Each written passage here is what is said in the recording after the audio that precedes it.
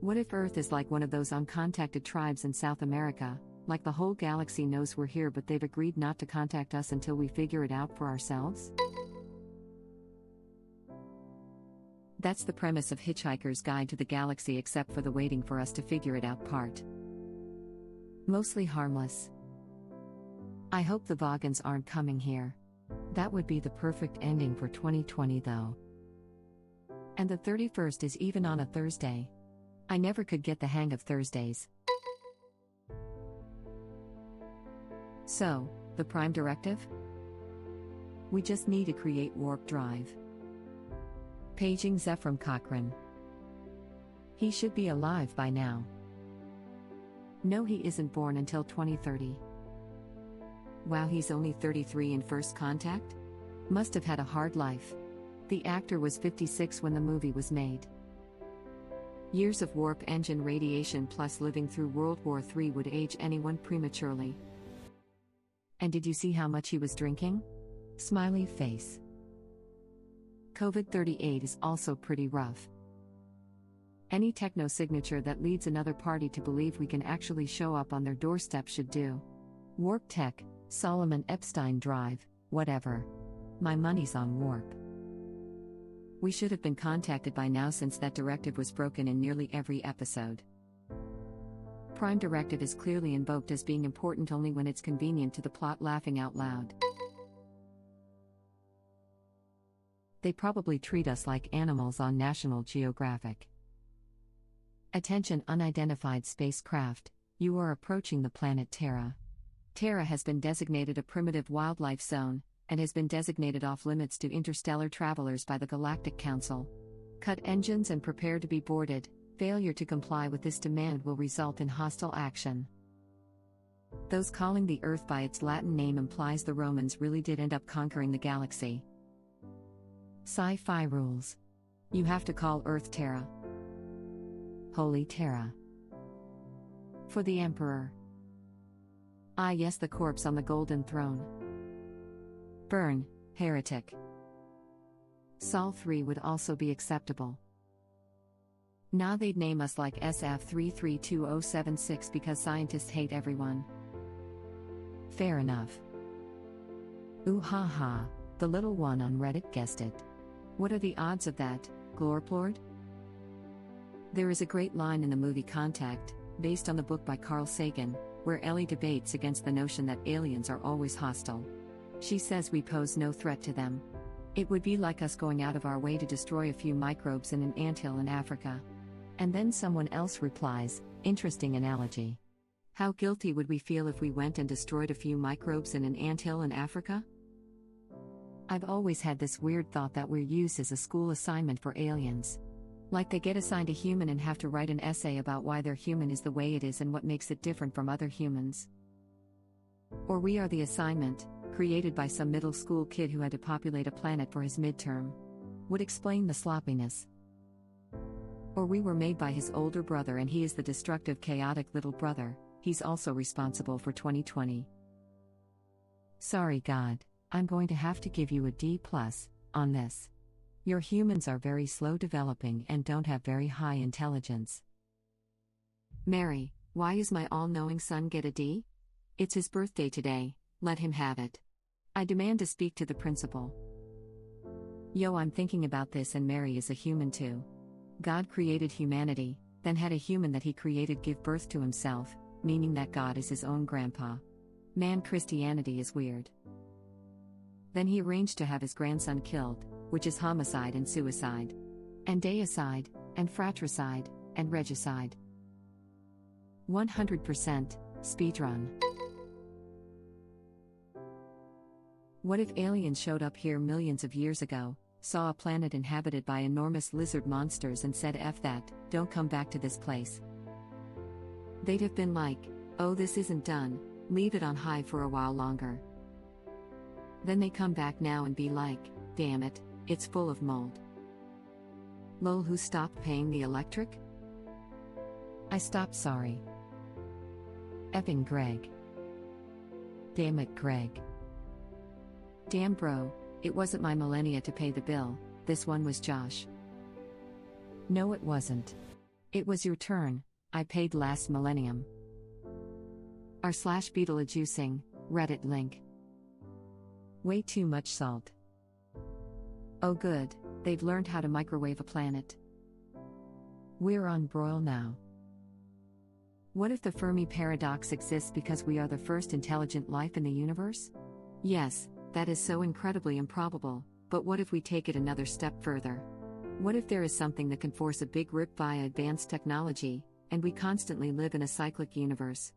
Every time an intelligent species reaches a certain level of technology, they accidentally reset the universe. What if there is something that can force a big rip via advanced technology, and we constantly live in a cyclic universe? Every time an intelligent species reaches a certain level of technology, they accidentally reset the universe. Maybe the invention of the time machine will cause us to reset the universe. I personally don't think a time machine will ever be invented unless things devolve into magic, but I guess physics can be pretty magical. We're talking about some immense calculations. You'd have to know exactly where and when in time you want to go and know exactly where Earth is located. It's rotating and traveling around the Sun, which is traveling around the galaxy, which is flying through space. I cannot even fathom how one would even begin doing that. We'd have to find our exact point in space and time relative to everything else, and we'll never see where everything else is due to the speed of light and all that. A lot of people think a time machine doesn't exist because if it did, we would have met a time traveler by now. I think it's called the time traveler's paradox or something like that. I mean, there are multiple paradoxes that show why time travel to the past is never going to happen. I can't remember the show, but Stephen Hawking discussed this in it. But what about visiting the past without physically traveling there? I know, it's even more far-fetched and improbable, but I find the idea of visiting, just as some kinds of ethereal ghosts or simple consciousness, observers unable to have any impact on events, somehow seducing. Go watch Devs. With Nick Offerman. I'll say nothing more so I don't ruin it. I called Nick Offerman and he said he didn't want to watch it with me. I feel like trajectory physics would be the least complicated part of time travel. May I present to you a great short read about this exact premise? Web link. I love Isaac Asimov. I'm reading the Foundation trilogy now and it's awesome. Read Forever Peace by Haldeman if you haven't. Believe it or not, it's less improbable than you think. As far as humans understand how long it takes intelligent life to evolve and what conditions are required, we're almost as early as we could possibly be. The planet we live on, and the others we can see through various observations, is likely part of the first generation of planets that heavy elements can exist on simply based on the age of the planet compared to the age of the universe. You're forgetting even a 1,000-year lead on us is going to be massive, and that's very, very probable. Imagine if we had cracked industrial age during Romans. We'd be charting stars by now. There are trillions of stars and billions of planets. Saying even 1% of them could have life and even 1% of those could be ahead of us isn't saying much. But in terms of probability, that's high. Interstellar travel may be an impossible nut to crack, or if it can, might be extremely slow, requiring massive generational ships that are incredibly resource-intensive for any civilization willing to attempt it.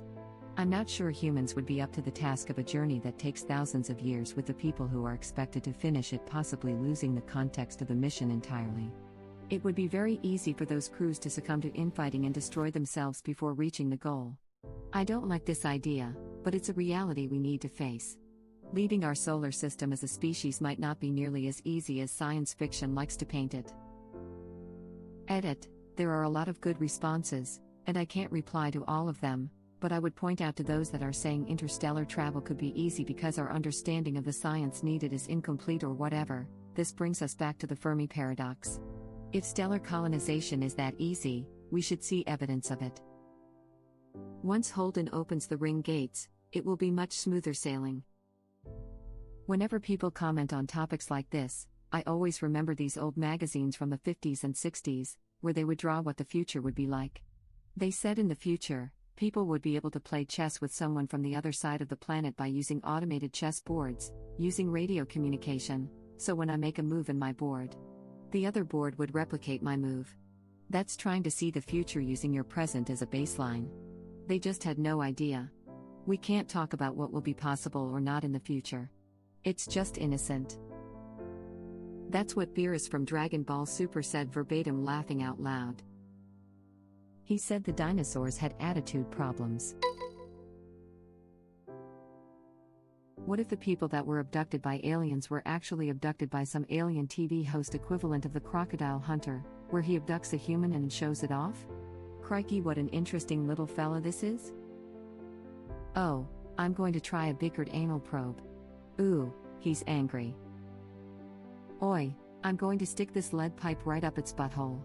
That'll piss it off. Alright, he actually really likes it. Cricky. It seems to be enjoying it. This guy deserves gold. There you go, Merry Christmas. You are the real G brother, a happy holidays to you, man. Ho ho ho.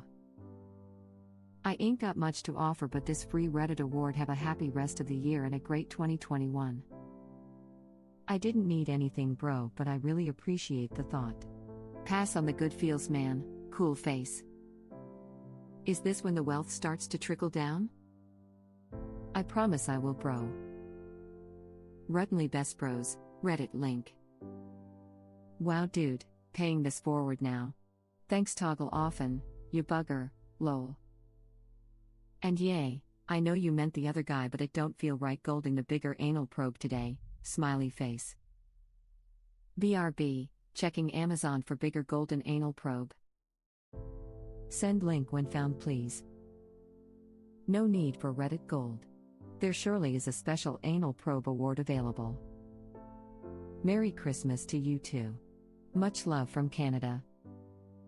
Steve Irwin. Man, I miss him. His wife and children are living legends. They give me hope for humanity. He died the way he lived. With animals in his heart. Angry upvote. Holy crap, I just got the joke. That's brutal. Cricky. Look at this fella. 30 Earth quadrant years old, and still hasn't found a mate. I'm in this post and I don't like it. This little buggy simulates reproduction up to 6 times a day. Almost always without a mate. Cricky. I'm going to jam my thumb in his butthole. That will really piss him off. That's some Slaughterhouse-5 Zoo kind of stuff. Thank you for watching. If you like our videos, please like them on YouTube. And share them with your friends. Please subscribe to be the first to know about Red Rabbit Reader's new videos. We welcome your comments below. Another of our videos will begin shortly.